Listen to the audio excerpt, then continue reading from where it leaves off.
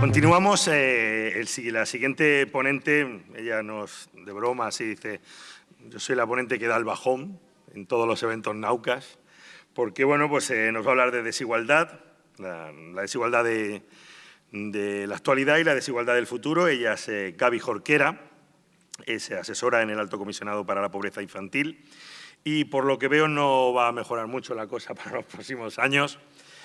Lo digo riéndome, pero es un tema así muy serio, o sea, que no os reáis, por favor. Y está en un momentito ya. Pues un fuerte aplauso para Gaby Jorquera, que nos hablará de la desigualdad del futuro.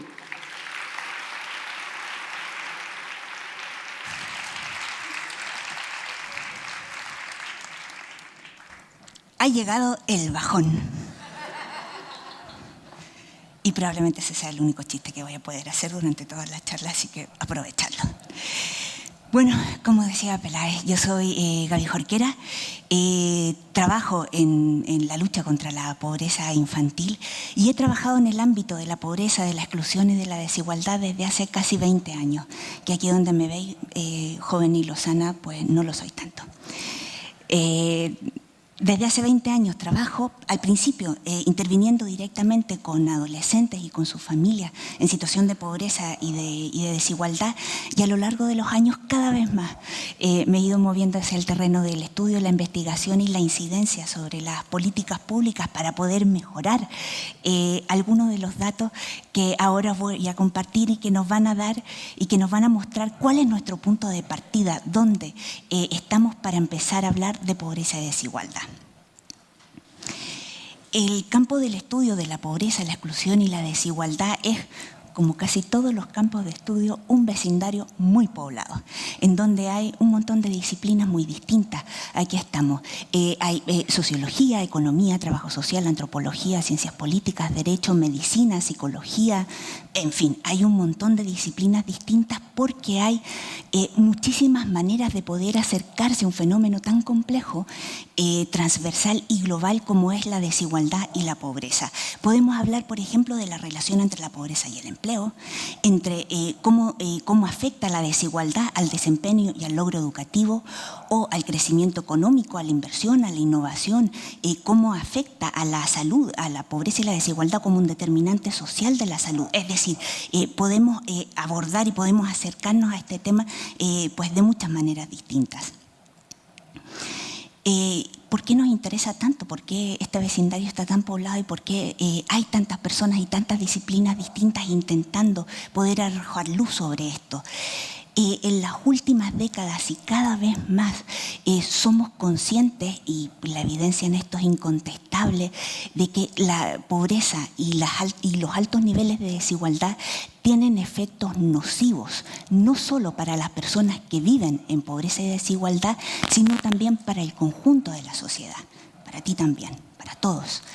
En un estudio de referencia sobre el tema de la OCDE, en donde donde analiza los datos de 4 décadas en varios países, muestran cómo los altos niveles de desigualdad redujeron en más de 30 países hasta en 5 puntos el crecimiento económico. En un estudio similar en otra dirección del Fondo Monetario Internacional, muestran cómo los países con bajos niveles de desigualdad logran mantener durante más tiempo los periodos de bonanza económica, es decir, les afectan menos las crisis. Los altos niveles de desigualdad afectan a la competencia, a la composición del mercado laboral, a las oportunidades, acaban afectando a la productividad. No puede haber un evento sin un problema técnico. Me ha tocado a mí, ahora ya todos estamos tranquilos, esperemos que esto sea lo peor que vaya a pasar. Decíamos que la desigualdad tiene efectos corrosivos sobre las economías, pero también sobre las sociedades.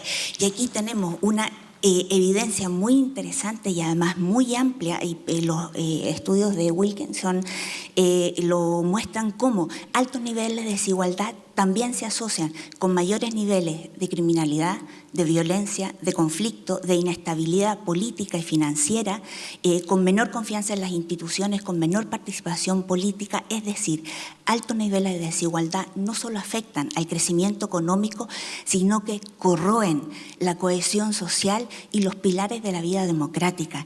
Es decir, los efectos de la desigualdad son muchos y muy profundos, aunque no seamos nosotros los que estemos en la parte de abajo y paguemos la peor parte de esa factura.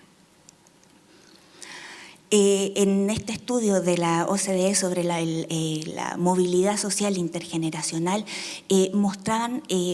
analizan, para todos los países de la OCDE, analizan cuáles son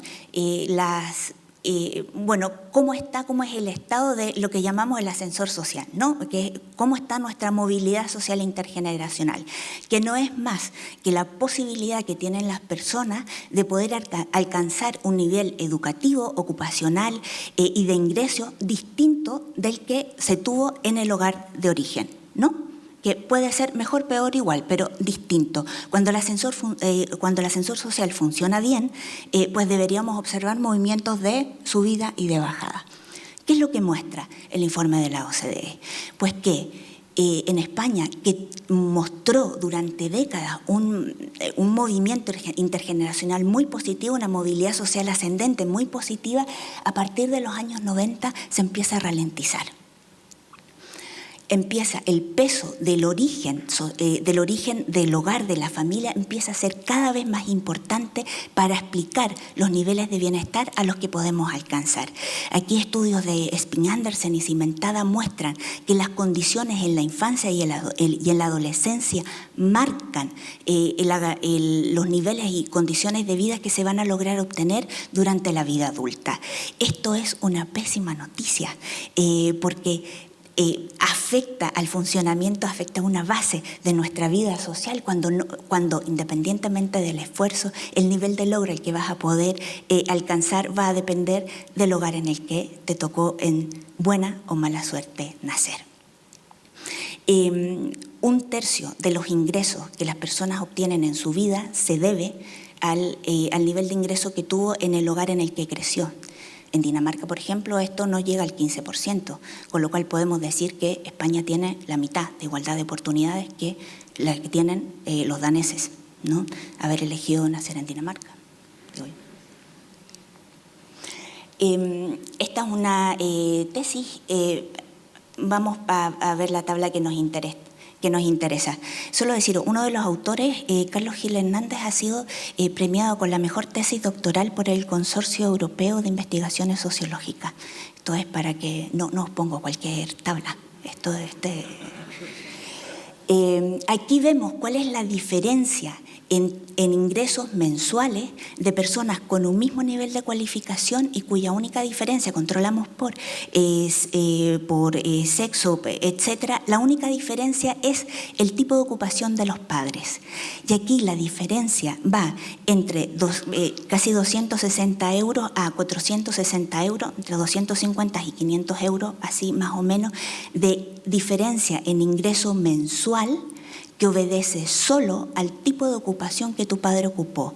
Es decir, si tú eres hijo el factor de control es ser hijo de albañil o ser hija de albañil, aunque tengas la misma titulación, puedes llegar a ganar 500 euros mensuales menos que alguien con tu mismo nivel educativo, pero que sea hijo, por ejemplo, de abogados.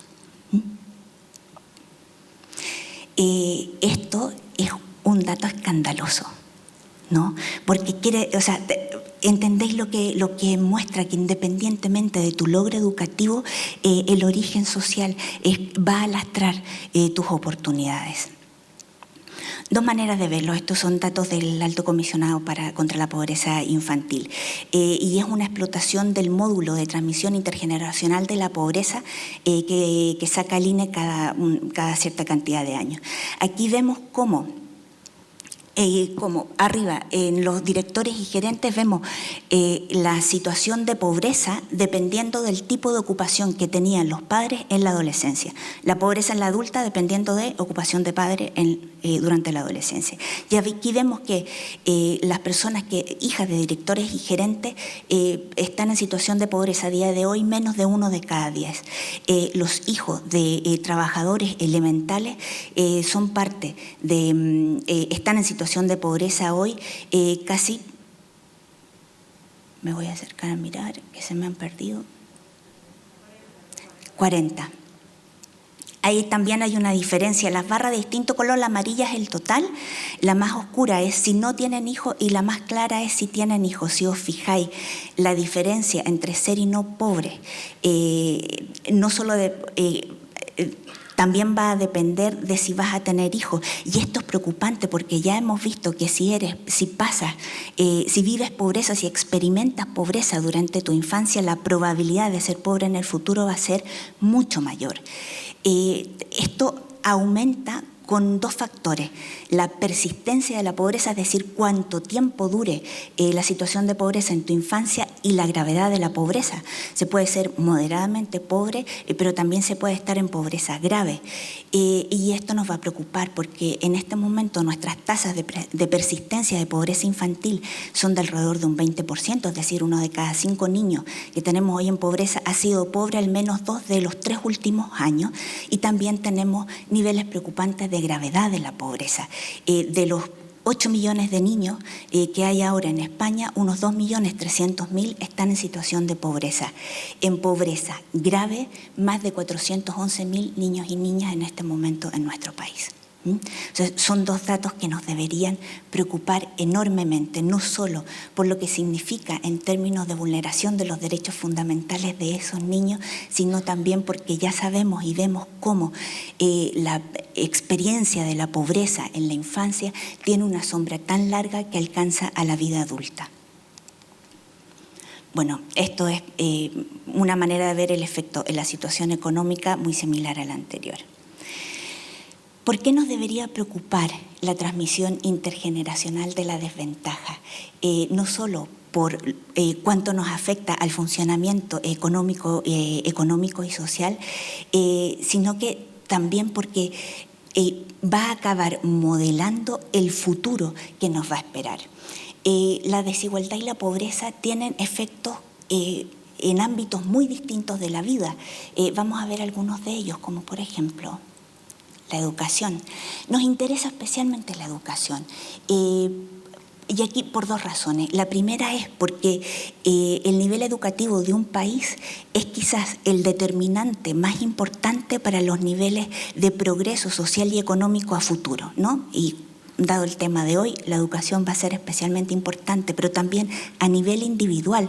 La educación es el mejor mecanismo de movilidad social, ¿no? O sea, a nivel global es un estupendo mecanismo de movilidad social de los países, y a nivel individual pues también lo es. Tenemos algunos problemas con la educación. No los vamos a ver todos, vamos a ver solo algunos para ejemplificar y ver cómo afectan a los niños y a los estudiantes según su renta. La repetición de cursos es una de ellas. La repetición de cursos es una medida que sabemos que es costosa, pero además es ineficiente. Es ineficiente porque la evidencia que tenemos acerca de en qué medida mejora el aprendizaje, el hecho de repetir cursos, es bastante incierta, pero lo que sí tenemos evidencias incontestables es que a mayor repitencia aumentan las probabilidades de abandono y de fracaso escolar. España, en la barra en rojo, es el 4º país con mayores tasas de repetición. Eso quiere decir que al final de la educación secundaria los estudiantes han repetido al menos un curso, es decir, 3 de cada 10 de nuestros estudiantes cuando acaban la educación secundaria han repetido un curso. Pero podemos hacer zoom y mirar cómo se reparte ese 30% por renta. Y aquí vemos cómo el 25% más pobre, casi la mitad, ha repetido un curso al final de secundaria obligatoria. Esto es casi 6 veces más que las tasas de repitencia del 25% más rico. Esto, cuando lo controlamos por nivel de competencia, sigue siendo igual. A un mismo nivel de competencia, los estudiantes de entornos que vienen de hogares más pobres repiten significativamente más. El resultado de esto es el abandono educativo temprano. Estos son datos de 2019. En 2019 nuestras tasas de abandono educativo eran del 17%, la más alta de Europa. Con los datos de 2020 hemos mejorado un poco, estamos en un 16%, estamos en segundo lugar. Pues una mejora modesta, pero oiga, no, que yo ya sé que soy la del bajón, pero tampoco hay que exagerar. Venga, un 17% de abandono educativo temprano. Vamos a hacerle zoom también. Vamos a hacerle el zoom por renta. Y resulta que el 30% de los estudiantes del 20% más pobre ha abandonado, ¿no? ¿Qué hacemos? ¿Cómo medimos el abandono temprano? Lo medimos de 18 a 24 años y contabilizamos a los estudiantes que han obtenido como máximo nivel educativo la educación secundaria inferior, es decir, que tienen como mucho la ESO aprobada. Cuando hablamos de los estudiantes más pobres, es el 30%, que es casi 7 veces más que aquellos que vienen de hogares con rentas más altas. En salud también hay un efecto potente de la desigualdad y de la pobreza. Aquí os pongo algunos de los problemas y enfermedades crónicas diagnosticadas por clase social. Estos son resultados de la encuesta europea de salud. Y aquí vemos cómo la clase... Aquí tenemos la clase social más baja, la de ocupaciones elementales, que se asocian también con niveles educativos más bajos, tiene una incidencia mucho más importante, más frecuente de enfermedades como tensión, depresión, artrosis, diabetes, ansiedad, dolor cervical, dolor lumbar, migrañas, etc. Hay solo una línea que va a contracorriente, que son las alergias, que por alguna razón afectan más a las clases más altas que a las más pobres. Pero aquí vamos a hacer también un zoom que me parece interesante, que es cómo afectan de manera diferenciada por sexo. Y es que esta pendiente es distinta para hombres que para mujeres. Las mujeres son mucho más sensibles al efecto del nivel socioeconómico que sus compañeros varones. Les afectan a las mujeres de clases sociales más bajas, la incidencia y la frecuencia de estas enfermedades es muchísimo mayor. Estas diferencias además empiezan en la infancia. En este estudio hacen un seguimiento de todos los expedientes de niños de menos de 14 años de 2014 a 2017. Analizan la relación entre 29 patologías según nivel socioeconómico. Encuentran un alto efecto de la renta en 25 de las 29 enfermedades, es decir, la incidencia de todas estas enfermedades, y ahí tenemos diabetes, obesidad, etcétera, es mucho más importante para los niños que vienen de hogares con mayores niveles de pobreza. Una de las conclusiones del estudio que me pareció especialmente llamativa es que calculan que si todos los niños hubieran tenido al menos el nivel de salud del nivel socioeconómico medio, no habrían existido más de 140.000 procesos patológicos. Ahora pensad en el ahorro sanitario, pero no solo eso, en el ahorro en sufrimiento que todos estos hogares se habrían podido ahorrar. La obesidad es otra de las enfermedades que tiene un especial efecto en la renta. Es un problema de salud público de primer orden. Es la segunda causa de tumores. Es una de las causas importantes de enfermedad cardíaca. Hace poco salía un estudio que mostraba que la enfermedad coronaria a los 40 años comienza en la adolescencia, con lo cual va a ser especialmente mirar cómo es la obesidad, cómo está la obesidad en los niños, ¿no? Estos son los datos, perdón. La Agencia Española de Seguridad Alimentaria y Nutrición hace cada 4 años estudios específicos en niños de 6 a 9 años. La obesidad se ha mantenido más o menos estable en las últimas 3 oleadas, está alrededor del 18%, el último año en 17 y pico. Pero, de nuevo, zoom a la renta. Y aquí lo que nos encontramos, esto es solo las tasas de obesidad por sexo. Y aquí vemos dos cosas, que la obesidad afecta mucho más, afecta más a niños que a niñas, y que tanto en niños como niñas hay un efecto importante de la renta. Aquellos que vienen de hogares desfavorecidos tienen una frecuencia en términos de obesidad infantil bastante más alta. Este es nuestro punto de partida, el bajón. Yo ya lo había anunciado. Pero hay algo que no debemos olvidar, que estos resultados que nos encontramos hoy son producto de lo que hemos hecho en décadas anteriores, para bien y para mal. Con lo cual, decía Robert Castell, si el futuro es incierto, significa que lo peor tampoco es seguro y que lo que venga, al menos en parte, va a depender de lo que seamos capaces de hacer hoy para cambiar esta realidad. Yo no me voy a intentar poner en plan adivina. Hay algunos estudios interesantes que muestran cuáles van a ser las tasas de pobreza a 10 años y tal, pero vamos, que nos vamos a encontrar más o menos con lo mismo. Y vuelvo a decir, si no hacemos nada distinto, lo que nos va a esperar en el futuro pues es un panorama bastante similar. Pero también podemos ver en el horizonte algunas tendencias especialmente interesantes, tanto en el campo del estudio de la pobreza y de la desigualdad, como en la evolución del fenómeno en sí mismo.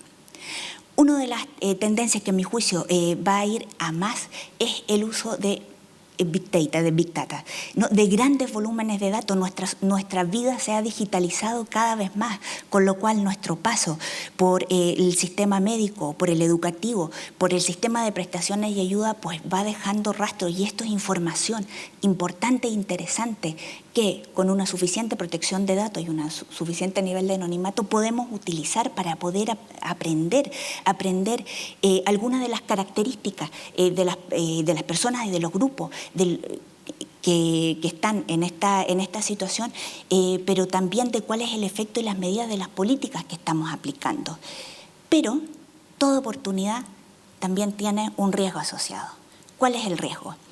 El primero, y hemos tenido una experiencia más o menos reciente, es que grandes muestras no implica que las muestras sean representativas. Y en esto tenemos que tener un cuidado exquisito en términos metodológicos de tratar y de no incorporar sesgos, porque cuando las muestras son gigantescas, los sesgos también pueden llegar a ser descomunales. Además, también tiene que ver con cómo recogemos los datos, y aquí hay una autora norteamericana, Virginia Eubanks, que analiza cómo determinados algoritmos lo que hacen es que generan segregación y discriminación hacia los colectivos con mayores niveles de pobreza y desigualdad. Es decir, tenemos que tener especial cuidado en que los grandes volúmenes de datos que nos pueden dar enormes oportunidades no incorporen sesgo ni estigmatización. Vamos a evaluar cada vez más las políticas y las medidas, y en esto tenemos que ser cuidadosos con evaluarlo cada vez más, todo de la mejor manera que podamos, cuidando que sea con evidencia rigurosa, diversa, cualitativa, cuantitativa. Ya habíamos dicho que en este campo hay muchas disciplinas, no debemos perder a ninguna de ellas. Y esto, ¿cuál es el riesgo? Y digo la siguiente tendencia porque es a su vez una oportunidad y un riesgo. Estos son el anterior premio Nobel, se lo dieron a estas tres personas, a Abhijit Banerjee, a Esther Duflo y a Michael Kremer. Ellos, a mí me pareció un premio Nobel anómalo. Primero, porque esta gente se dedica a evaluar medidas contra la pobreza. Que al estudio de la pobreza le hayan dado un Nobel me parece loquísimo. Después se lo dan a una mujer joven y además a una persona racializada. O sea que bueno, un premio rarísimo. Lo que ellos hacen y que han empezado a hacer desde los años 90 es ir midiendo los efectos de pequeñas intervenciones. Dice, no vamos a dar las grandes respuestas a la pobreza, vamos a ir midiendo qué es lo que pasa. Por ejemplo, si a niños de la India, a unos les damos refuerzo escolar y a otros no. A unos hacemos grupos grandes, a otros grupos pequeños, a unos utilizamos con profesores, a otros con tutores. Lo que hacen es imitar los controles y los ensayos clínicos, ¿no? Utilizan eso para medidas, programas y políticas de lucha contra la pobreza, y sacan conclusiones enormemente interesantes, y hemos aprendido muchísimo, principalmente, por ejemplo, en cómo se comportan las personas ante determinados estímulos. Y hemos aprendido, por ejemplo, que las personas pobres en África no es que no quieran comprarse mosquiteros para protegerse de los mosquitos y no contagiarse de la malaria, es que les significa es que una vez que comprenden que la inversión les vale la pena, están dispuestos a invertir recursos en ello, ¿no? En fin, han hecho un montón de cosas. Hay un libro que es Repensar la pobreza, que es una maravilla y que cuenta mucho de los resultados que tienen. ¿Cuál es el riesgo? El riesgo es fliparse. Porque ya empezamos a leer cosas como que cualquier política, cualquier programa contra la pobreza tiene que ser con ensayos aleatorizados y controlados. Y no fliparse, ¿no? Tenemos que seguir cuidando la diversidad metodológica que hemos tenido hasta ahora, porque hemos hecho grandes políticas muy efectivas, lo sabemos, sin pasar por aquí, y es decir, eso, que estamos acostumbrados a que si vemos algo brillante perdemos los sentidos, ¿no? Que se ha aportado mucho, pero también hay algunos problemas, por ejemplo, de validez externa. No siempre los resultados que se encuentran en unos sitios se pueden trasladar, ¿no? Eso, lección, no fliparse. Venga, vamos a mirar al futuro, aún más allá. ¿Qué es lo que yo creo que va a pasar con la pobreza y el futuro? Lo primero es que va a pasar lo que queremos que pase, y creo que nuestro rol, tanto de la gente que trabajamos en el ámbito como de vosotros que estáis al otro lado, es aspirar a que seamos el antiministerio del tiempo. El Ministerio del Tiempo, esta gente trabajaba para que las cosas no cambiaran. Pues una tontería de objetivo. Yo creo que cuando hablamos